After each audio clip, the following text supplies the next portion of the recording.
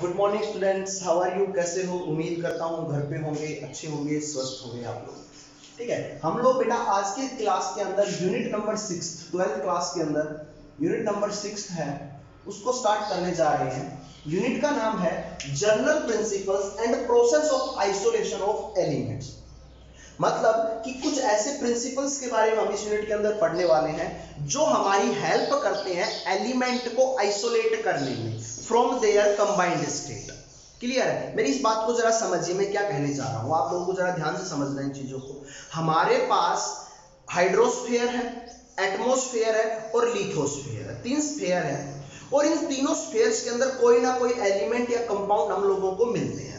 लेकिन mainly lithosphere हमारी earth crust के नीचे अगर मैं बात करूं तो आप लोगों ने सुना होगा बहुत से एलिमेंट्स मिलते हैं। जैसे कॉपर जगह है एक राजस्थान के अंदर, वहां पर आप खोदते हो, खानों को खोदते हो तो वहां की मिट्टी के अंदर आप लोगों को कॉपर मिलता है। क्लियर है? आप लोगों को कई जगह पर आयरन मिलता होगा, कई जगह पर आप लोगों को आपको एल्यूमिनियम मिलता होगा। ऐसे बहुत सी जगह है जहां पर आप लोगों को, जैसे कहीं पर कहीं सोने की खाने हैं, कहीं पर चांदी मिलती है। तो ऐसी बहुत सी बातें हैं या ऐसी बहुत सी जगह है जहां पर हम लोगों को अर्थ क्रस्ट के अंदर नीचे बहुत से एलिमेंट्स मिलते हैं। अब वो एलिमेंट्स आप लोगों को क्या तो फ्री स्टेट में मिलेंगे, मतलब एज इट इज, या उनको आप लोग कंबाइंड स्टेट में मिलेंगे, मतलब किसी भी कंपाउंड की फॉर्म में मिलेंगे वो एलिमेंट। तो वहां से उन एलिमेंट्स को बाहर निकालना और बाहर निकाल के उनको आइसोलेट करना फ्रॉम देयर कंपाउंड्स, यही कहलाती है हमारी आइसोलेशन। और इन्हीं चीजों के बारे में हम लोग अपने इस यूनिट के अंदर पढ़ने वाले हैं कि किस प्रकार से हम लोग एक प्योर मेटल या प्योर एलिमेंट को बाहर निकालते हैं फ्रॉम देयर कंपाउंड्स, एक्सट्रैक्ट करते हैं, आइसोलेट करते हैं उनको। क्लियर है आप लोगों को? तो ये सब बातें हम लोग करेंगे इस यूनिट के अंदर। तो इस यूनिट को स्टार्ट करने से पहले मैंने सबसे इंपॉर्टेंट बात आप लोगों को बता रहा हूं कि हमारे पास लिथोस्फीयर के अंदर सबसे ज्यादा एलिमेंट्स मिलते हैं, लिथोस्फीयर। क्लियर है? अर्थ क्रस्ट के नीचे हम लोगों को क्या मिलेंगे? एलिमेंट्स मिलेंगे। और ये एलिमेंट्स आपको पता है मेनली तीन पार्ट्स में हम लोगों ने डिवाइड किए हुए हैं। एक होती है मेटल्स, दूसरा होता है मेटलॉइड्स और तीसरे होते हैं नॉन मेटल। क्लियर आप लोगों को? तीसरी होती है नॉन मेटल्स। अब ये मेटल्स जो हम लोग मेनली स्टडी करेंगे वो किसकी करेंगे? मेटल्स की स्टडी करेंगे इस यूनिट के अंदर। तो मेटल्स आप लोगों को दो प्रकार से मिल सकती है, दो फॉर्म में मिल सकती हैं। फ्री स्टेट में मिलेंगी या कुछ लोग इनको नेटिव स्टेट भी बोलते हैं। कौन सी स्टेट में? नेटिव स्टेट में। या ये हमें कंबाइंड स्टेट में मिलेंगी। जरा समझिए इस बात,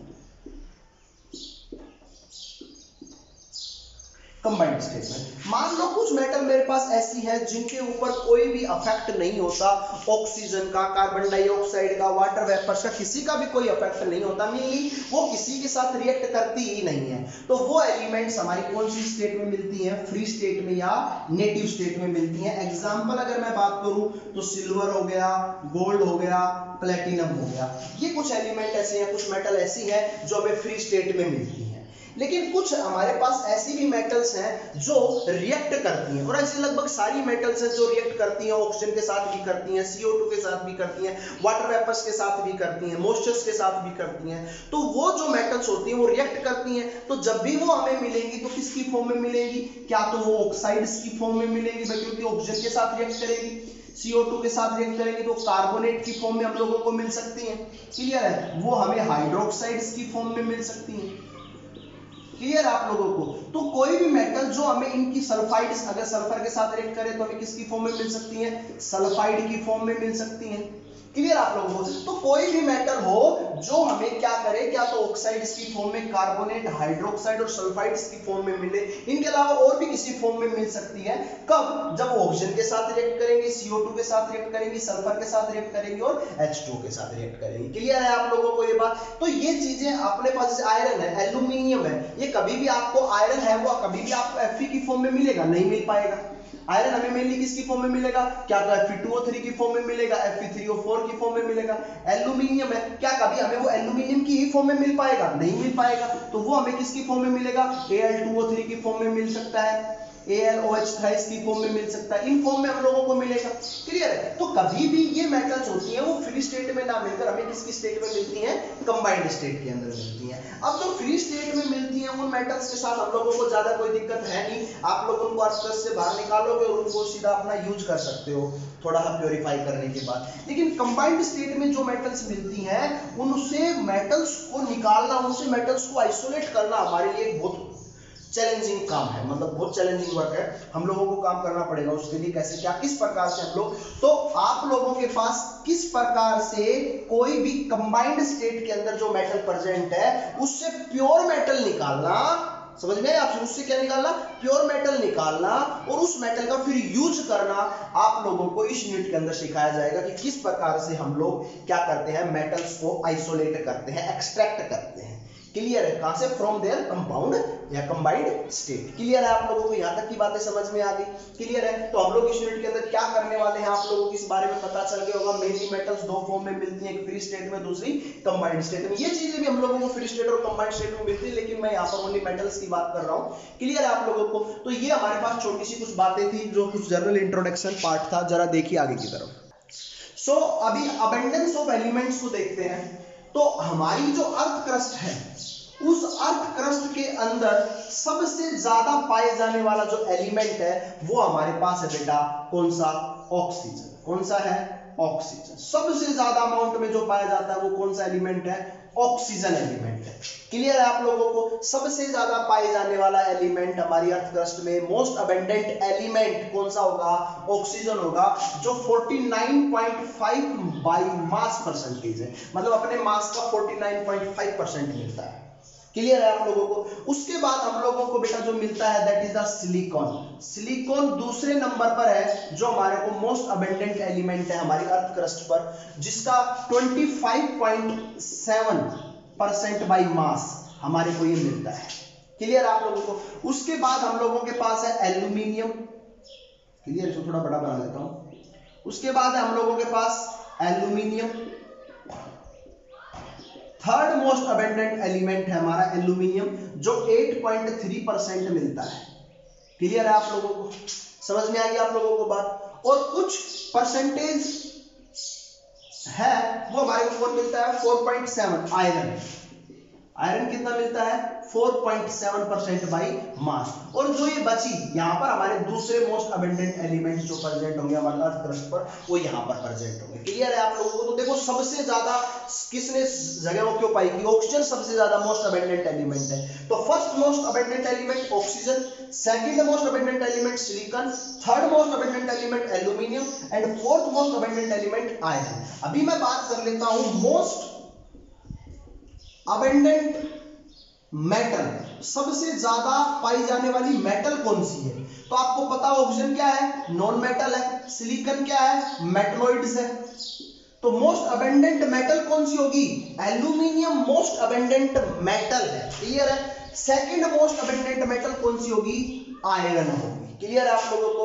उसके बाद मैं आप लोगों से यहां पर बात करता हूं कि मोस्ट अबंडेंट नॉन मेटल कौन सी है? तो आप कहोगे sir oxygen most abundant non metal है, और मोस्ट अबंडेंट मेटलॉइड्स कौन से हैं? तो वो हमारे कौन से कहलाएंगे? सिलिकॉन्स कहलाएंगे। लेकिन अगर मैं ओवरऑल एलिमेंट्स की बात करूं तो एलिमेंट सबसे ज्यादा कौन है? Most abundant oxygen. और मोस्ट अबंडेंट मेटल कौन सी है? एल्यूमिनियम। क्लियर? आप लोगों को एक कॉन्सेप्ट समझ में आ गया होगा। तो इस बात को ध्यान रखना है, मोस्ट अबंडेंट एलिमेंट कौन सा है, मोस्ट अबंडेंट मेटल कौन सी है, मोस्ट अबंडेंट नॉन मेटल कौन सी है। तो आपको इन चीजों का ध्यान रखना है। सो नेक्स्ट है कुछ टर्म्स है, कुछ आप लोगों को डेफिनेशंस देखनी है, उन चीजों को समझना भी है। क्लियर है? कुछ टर्म्स है। पहली टर्म्स हम लोग बात करेंगे यहाँ पे मिनरल्स क्या होते हैं।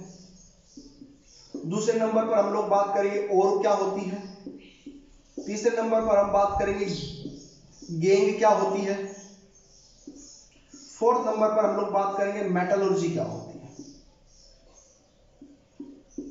ये कुछ डेफिनेशंस हैं जिनको हम लोग देखेंगे। ठीक है? तो जरा समझते हैं इन चीजों को, क्या है ये चीजें। देखिए सबसे पहले अगर मैं आप लोगों के साथ बात करूं तो मान लो आयरन मेरे पास एक मेटल है, और ये अर्थ क्रस्ट के अंदर मुझे किस किस फॉर्म में मिलती है? ये अर्थ क्रस्ट के अंदर मुझे Fe2O3 की फॉर्म में मिल सकती है, Fe3O4 की फॉर्म में मिल सकती है, FeS2 की फॉर्म में मिल सकती है, FeCO3 की फॉर्म में मिल सकती है। किसी भी फॉर्म में मुझे ये आयरन की आयरन मिल सकता है हमारी अर्थ क्रस्ट के अंदर। तो कोई भी एलिमेंट अर्थ क्रस्ट के अंदर हमें जिस फॉर्म के अंदर मिलता है, जिस रूप में हमें मिलता है, वो सभी हमारे क्या कहलाते हैं? मिनरल्स कहलाते हैं। मेरी बात समझ में आई आप लोगों को? अर्थ क्रस्ट के अंदर कोई भी एलिमेंट हमें जिस फॉर्म में, जिस कंपाउंड की फॉर्म में मिले, वो सभी क्या कहलाते हैं? हमारे मिनरल्स कहलाते हैं। मेरी बात जरा आप लोगों को समझ में आई या नहीं आई? क्लियर है आप लोगों को? तो ये सभी आयरन के क्या कहलाएंगे? मिनरल्स कहलाएंगे। क्लियर है? अब मैं दूसरी बात करता हूं आप लोगों के साथ। अभी अगर मैं मान लो यहां Fe2O3 से आयरन निकालना चाह रहा हूं, प्योर आयरन निकालना चाह रहा हूं, Fe3O4 से प्योर आयरन निकालना चाह रहा हूं, FeCO3 से प्योर आयरन निकालना चाह रहा हूं, FeS2 से प्योर आयरन निकालना चाह रहा हूं। क्लियर आप लोगों को? मैंने इससे भी प्योर आयरन निकाला, इससे भी प्योर आयरन निकाला, इससे भी प्योर आयरन निकाला और इससे भी प्योर आयरन निकाला। क्लियर है आप लोगों को? ये सब बातें निकाला इनसे, लेकिन मैंने देखा कि मेरा है ना Fe2O3 से आयरन निकालने के अंदर जो खर्चा है और सुटेबिलिटी,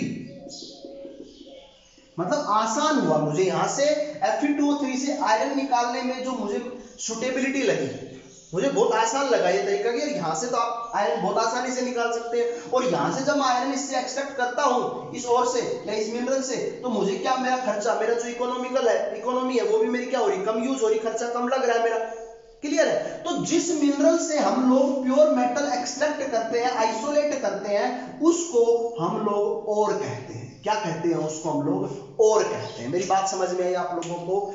अपने पास आयरन जिस फॉर्म में मिलता है वो सभी मिनरल्स हैं, लेकिन उनमें से कोई एक मिनरल ऐसा होगा जो हमारे लिए प्योर मेटल निकालना बहुत, जिससे हमारे लिए प्योर मेटल निकालना बहुत आसान होगा। मींस वो चाहे इकोनॉमिकली की बात हो, सुटेबिलिटी बात हो, या कॉमर्शियली लेवल पे किसी भी तरीके से मैं बात करूं, उससे मेरे लिए और मतलब प्योर मेटल निकालना बहुत आसान होगा। क्लियर है? तो जिससे हम निकालना आसान है उसको हम लोग क्या बोलेंगे? और बोलेंगे। तो एक बात मुझे क्लियर हुई कि ऑल मिनरल्स, जितने भी मिनरल्स हैं, आर नॉट और, जितने भी मिनरल्स हैं वो क्या, वो सारे और हो सकते हैं? नहीं हो सकते भाई, उसमें से तो कोई एक ही और होगा। लेकिन जितनी और होंगी, ऑल और आर मिनरल्स। क्लियर आप लोगों को? लेकिन जो और होगी ना, वो तो पक्का क्या होगी? मिनरल होगी। भाई थोड़ा कंफ्यूज मत होना। मिनरल्स क्या होते हैं? आप लोगों ने देखा होगा, अर्थ क्रस्ट के अंदर हमें कोई एलिमेंट जिस फॉर्म के अंदर मिलता है वो हमारा मिनरल कहलाता है। क्लियर है? डन? अच्छा, दूसरी बात मैं आप लोगों से बात करूं कि उन मिनरल्स में से मैं एक किसी मिनरल को चुनूंगा और जिससे मैं प्योर मेटल को आइसोलेट करूंगा। आइसोलेट क्यों करूं? उसी एक को क्यों चुनूंगा? क्योंकि उससे मेरे को क्या होगा? कॉमर्शियली और इकोनॉमिकल लेवल बेनिफिट्स होंगे। क्लियर आप लोगों को? उसको मैं और कहूंगा। तो जितने भी मिनरल्स होंगे वो सारी और नहीं होंगी, लेकिन जितनी और होंगी वो सारी क्या कहलाएंगी? मिनरल्स कहलाएंगी। क्लियर है आप लोगों को? यहां तक कि मेरी बात समझ में आ गई? तो हम लोगों ने मिनरल देख लिया और देख लिया। नेक्स्ट है गेंग। अब गेंग क्या होती है? अब आप लोग मुझे बताओ, अर्थ क्रस्ट के अंदर से मैंने ये और चूज की, कर ली इस और को चूज। अब इस और को चूज करने के बाद मैंने इसको बाहर निकाला, तो जब मैं इसको बाहर निकाल रहा हूं तो इसके साथ कुछ इंप्योरिटीज भी बाहर आएंगी। मानते इस बात को? मान लो ये और है और किसकी ओर है? Fe2O3 की ओर है। जब मैं इसको बाहर निकाल रहा हूं तो इसके साथ बाहर क्या आएंगी? इंप्योरिटीज आएंगी। अब वो इंप्योरिटीज आपकी कौन कौन हो सकती हैं? दूसरा कोई मिनरल भी हो सकता है, मिट्टी भी हो सकती है, स्टोन्स भी हो सकते हैं, कोई और दूसरा केमिकल कंपाउंड हो सकता है। क्लियर है? तो जो इंप्योरिटीज और के साथ हम लोग बाहर निकाल रहे हैं, और के साथ बाहर आती हैं, उन सभी इंप्योरिटीज को हम लोग क्या बोलते हैं? गेंग बोलते हैं। क्या बोलते हैं उनको? हम लोग गेंग बोलते हैं। क्लियर है? द इम्प्योरिटी एक्स, और को छोड़कर जो बाहर जितनी भी चीजें हैं, जितनी भी इंप्योरिटीज है, वो सब क्या कहलाएंगी? गेंग कहलाएंगी। क्लियर है आप लोगों को? क्या कहलाएंगी? गेंग कहलाएंगी। नेक्स्ट है मेटलर्जी। What is metallurgy? कि मेटलर्जी क्या होती है, जरा इस चीज को भी देखिए। आप लोगों ने क्या निकाली? और निकाली, और वो और कैसी थी? इम्प्योर नेचर की है भाई, अभी तक हमने कुछ नहीं किया उसके साथ। तो इम्प्योर और से प्योर मेटल, इम्प्योर और से हम लोग क्या निकालेंगे? प्योर मेटल बाहर निकालेंगे, आइसोलेट, यही तो करना है अपने को, प्योर मेटल बाहर निकालेंगे। तो ये किस किस प्रोसेस से होती हुई गुजरेगी? कभी कुछ करना पड़ेगा, कभी कुछ, तो कुछ प्रोसेस होंगे इसके बीच में। तो यहां से यहां तक जाने की जो पूरी प्रोसेस है, उस प्रोसेस को हम लोग क्या बोलते हैं? मेटलर्जी। क्या बोलते हैं, मेटलर्जी या एक्सट्रैक्शन क्लियर आप लोगों को। तो मेटलर्जी क्या होगी, टू फाइंड, क्या हमें क्या निकालनी है, pure metal, to isolate pure metals, कहां से, इम्प्योर ओर से। तो ये किस प्रोसेस से होगी, उस प्रोसेस को हम लोग क्या बोलेंगे, मेटलर्जी बोलेंगे। क्लियर है आप लोगों को, उस प्रोसेस को हम लोग क्या बोलेंगे, मेटलर्जी बोलेंगे। Understood what I am saying, clear है सभी को, यहां तक की बातें।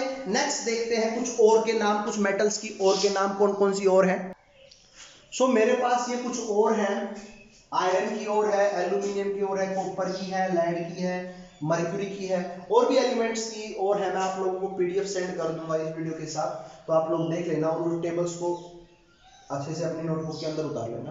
लेकिन सबसे इंपॉर्टेंट बात जो बताने जा रहा हूं, इस टेबल को इतने अच्छे ढंग से तैयार करना है आप लोगों को कि यहां से कम हर एग्जाम के अंदर एक क्वेश्चन जरूर अराइज होता है। अब वो क्वेश्चन किसी भी प्रकार से अराइज हो सकता है। वो आपसे ये पूछ लेगा कि आयरन की ओर का नाम बताइए, आप कहोगे हेमेटाइट, क्लियर है। दूसरा क्वेश्चन क्या पूछेगा, हेमेटाइट किसकी ओर है, आयरन की है। तीसरा क्वेश्चन क्या पूछेगा, आयरन की किसी एक और का नाम बताओ और उसका केमिकल फॉर्मूला भी दो, ठीक है। चौथा क्वेश्चन कैसे पूछेगा, Fe3O4 इसका नाम क्या है और ये किसकी ओर है। तो क्वेश्चन किसी भी प्रकार से पूछा जा सकता है, लेकिन बहुत इंपॉर्टेंट टेबल है, आप लोगों को पता होनी चाहिए, क्लियर है। ये मेरे पास एक आयरन की ओर है हेमेटाइट, जिसका केमिकल फॉर्मूला Fe2O3। दूसरा है मैग्नेटाइट, जिसका केमिकल फॉर्मूला Fe3O4। सीडेराइट, जिसका chemical formula FeCO3। Iron pyrite, जिसका केमिकल फॉर्मूला FeS2। इसको बेटा फूल्स गोल्ड भी बोलते हैं, फूल्स गोल्ड, मूर्खों का सोना, क्योंकि इसका जो कलर होता है वो गोल्डन कलर का होता है, इस वजह से हम लोग इसको फूल्स गोल्ड बोलते हैं, क्लियर है। नेक्स्ट है एल्यूमिनियम। एल्यूमिनियम क्या होता है बेटा, इसकी ओर का नाम है बॉक्साइट, जिसका केमिकल फॉर्मूला है Al2O3.XH2O। नेक्स्ट दूसरी एक और होती है एल्यूमिनियम की feldspar, it is the ore in the form of silicate, KAlSi3O8। Next है क्रायोलाइट, Na3AlF6। आप लोग क्रायोलाइट को तो 11th क्लास के अंदर पढ़ के आए होंगे, हार्ड हर्लोट प्रोसेस, क्लियर। आप लोगों को पी ब्लॉक के अंदर आप लोगों ने ये पढ़ी भी होगी, ध्यान से अगर देखोगे तो वहां पर हम लोगों ने उसका जब एक्सट्रैक्शन किया था एल्यूमिनियम का वहां पर, तो आप लोगों ने क्रायोलाइट और फेल्डस्पर दोनों चीजों को ऐड किया था। क्यों ऐड किया था, उस पर क्वेश्चन भी बनता है, why we are added cryolites in the extraction of aluminium, clear है, तो वो आपको पता होगा। कॉपर ग्लैंस, जिसका केमिकल फॉर्मूला है Cu2S। कॉपर की और है कॉपर पायराइट, जिसका केमिकल फॉर्मूला है CuFeS2। एक और है मेलासाइट, जिसका केमिकल फॉर्मूला है ये। और बेटा ये कैसे कलर की होती है, ग्रीन कलर की होती है। कैसे कलर की होती है, ग्रीन कलर की होती है, क्लियर आप लोगों को, अरे समझ में आ गया आप लोगों को। चलो भाई नेक्स्ट देखते हैं गैलेना। गैलेना भी आप लोगों ने किसकी ओर है, लेड की है, जिसका केमिकल फॉर्मूला है PbS। और लास्ट है मेरे पास यहाँ पर मर्क्यूरी, जिसका और का नाम है सिनेबार और इसका केमिकल फॉर्मूला है HgS। तो आप लोगों को ये टेबल पता होनी चाहिए।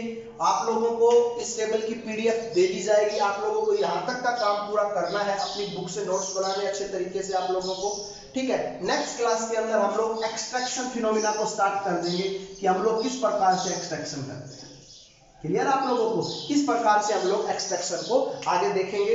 Okay, thank you.